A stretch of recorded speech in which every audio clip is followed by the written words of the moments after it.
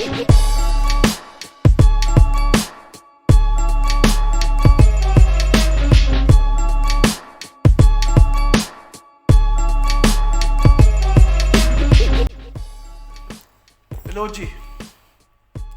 شيء دائما يجذبني الأوجي. أي سنيكر أوجي باخذه فوق أي كلاب.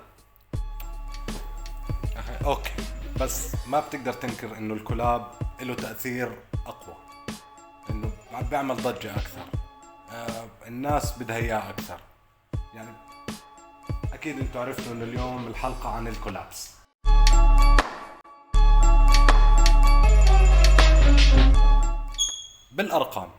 بالارقام الضجة والتأثير اللي بيعمل الكولاب اقوى من اللي بيعمله الاوجي حاليا، تمام.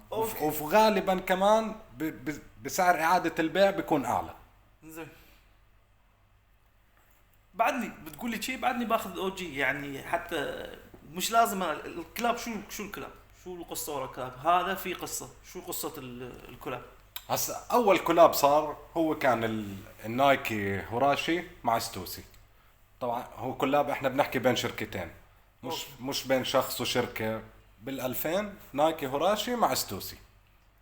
اتذكر انها الريليس، بس شوف في الوقت هذاكي الكلاب ما كان يسوي اللي يسويه الحين. الواحد يشوف الكلاب في الوقت هذاكي، انا شفته جوتي حلو، ماتيريال ممتاز، بس جوتي عادي يعني. اوكي، بتفق معك انه ما عمل ضجة وقتها لعدة اسباب. ما في سوشيال ميديا، ما في اشياء ثانية، سيلبريتيز كذا بالضبط، انفلونسرز. بس بعد بكذا سنة في كولاب اللي هو بال2004 النايكي اس بي بيجن، هو اكثر اشي عمل ضجة في العالم. يعني لدرجة انه يعني عمل هاي الجرايد صارت تحكي عنه، بالتلفزيون حكوا عنه انه شو هالسنيكر والكولابوريشن اللي وقف حركة نيويورك، خلى في ناس واقفين. اوكي وقف حركة نيويورك، بس منو اللي كانوا واقفين في اللاين يثريون؟ 90% منهم سكيت بوردرز، ناس لهم علاقة في الاس بي، ناس لهم علاقة في البراند اللي هو ستيبل بيجن. مو الحين اي حد له علاقة ولا ما علاقة، بس يبي يلبس ترى هذا كاكتوس جاك اوف وايت، انا الحين ابغى اشتري. طب انت شو اكثر كولاب كان يعني بتشوفه قوي وقت زمان نزل؟ اوكي، مش اقول اقوى كلاب، الكلاب اللي انا اتذكره في هذاك الوقت 2004 تقريبا، اللي هو اس بي دانك سوبريم. حلو، براند ستريت وير، صح انه انفولفز ارات سكيت بوردرز، بس هو ستريت وير براند، وانا كان بيعجبني شيء هالموضوع بالضبط. وعمل تأثير، وهو كمان من الكولابوريشنز اللي حطوا سوبريم على الساحة ووصلتها للهايب اليوم. صح. طيب انسى التاريخ، خلينا الحين بال2001 مؤخرا. 2001 وين يا ريال؟ 2021 انت وين؟ 2021 علقت هناك. بال2021 ايش اكثر كولابوريشن نزل وعجبك او كان بالنسبه لي؟ انا الاير ماكس 95 كيم جونز، روعه، ما عليه هايب. انا احب الاير ماكس 95 وكيم جونز بعد خلاص صوت. طبعا ديزاينر ديور فيندي كذا. انا شخصيا من احلى الكولابوريشنز اللي نزلت مؤخرا بالنسبه لي الريدي ميد ميدي بليزر نايكي. جميل جدا، ديزاين كثير حلو.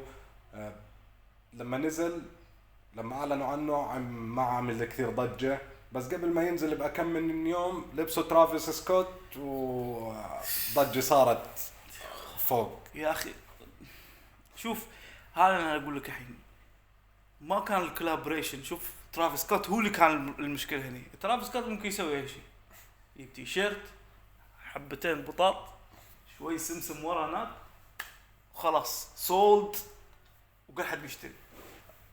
اوكي، بس بالاخر هو الكولابوريشن يعني بيعمل تأثير اكبر من الاوجي. يعني مثلا نزل هاي السنه بال2021 الريجنج بول، الاي جي 5 الريجنج بول. اوكي، نزل قبل بال2009 وهسه رد نزل، عملوا ضجه اول ما اعلنوا عنه كذا، وبس نزل ممكن هسه تروح على المحلات تلاقيه يعني. والله شوف، هو هذا شيء اوكي من الهايب، انا احب هالموضوع لما يكون في هايب شيء ويروح، انا احب هالموضوع. ليش؟ لان عندي فرصه، الاوجيز عندهم فرصه يصيرون يشترون جوتي، بس لان الناس مو فاهمه شو قصه الريجن بول وليش. بس بضلوا الكلاب مرغوب اكثر من الاو جي. شوف، مرغوب حق ناس معينه. انا الحين ليش انا الحين اخذ هذا وما اخذ الريجن بول؟ بعطيك مثال. انا الحين اخذت اللي هو كاكتس جاك، زين، ولبسته ورحنا نقول انا وانت صرنا سركال افنيو، زين. كم واحد بحصل لابس كاكتس جاك 6؟ تسوي لي ما ادري يعني على الاقل بنحصل 3 4. هذا غير اللي بلابسين ترافيس سكوت 1 واللي لا يعني لابسين ترافيس سكوت. اذا انا لبست الاو جي اللي هو في الشلف الحين بعده، لبست الاو جي ريجنج بولز 5، منو بيحصل لابسه؟ ليش؟ لانه بعده عالق في الشلف، فانا اللي بكون غير عن الباقي. طب شو في كمان كولابوريشن راح تنزل مستنيها ومتلهف لها؟ زين، انا بالنسبه لي الاير جوردن 3 امام مانير كواليتي رائع. انا صراحه شوف نزل الجوتي في ويب سايت امام مانير، بس قالوا بينزل قريبا ان شاء الله في العالم، يعني بيسوون ريليس وان شاء الله يعدنا هني. انا بالنسبه لي السنيكر اللي مستنيه ومتلهف له هاي السنه اللي هو النايكي اس بي بارا. حلو حلو، بس انت بتحصل جوتي يعني. احسب لك المعادله. لا تسوي لي معادله، لا دخيل قصدي. يعني انت بتحصل الاير جوردن فراجمنت ترافيس سكوت،